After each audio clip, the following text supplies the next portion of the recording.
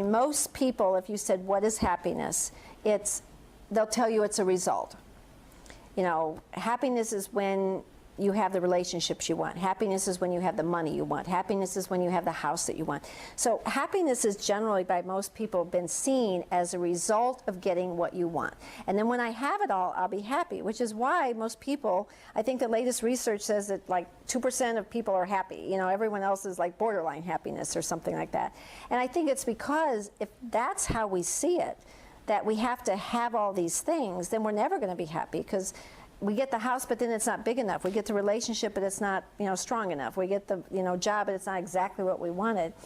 And so I realized years and years and years ago that they've got it backwards. Happiness is not the result of getting what you want. Happiness is the catalyst that allows you to get what you want. In other words, happiness has to come first. You have to choose happiness first. And people will say, well, how am I going to be happy if I don't have the job I want? Well, how are you going to get the job you want if you're not? No one wants to love you if you're unhappy. No one wants to hire you if you're unhappy. We're not going to lose weight if we're unhappy. We're not going to find our soulmate if we're unhappy. So if we're in the state of unhappiness, all these things that we want that are going to make us happy aren't going to come.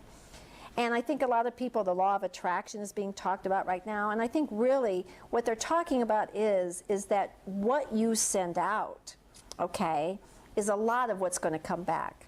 The song that goes, if you want to be loved, then be lovable, you know. So try happiness first. If I am the kind of person who's joyful and content and happy with my life, then I'm going to attract people who are also that way, which will then end up with me having the relationship I've wanted.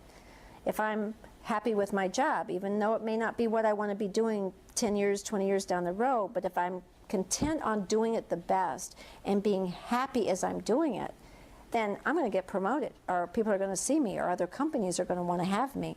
So if we can allow happiness to be first and not be whining, griping, complaining, and waiting to have it all, I think what's going to happen is most people are going to end up with exactly what they wanted to begin with.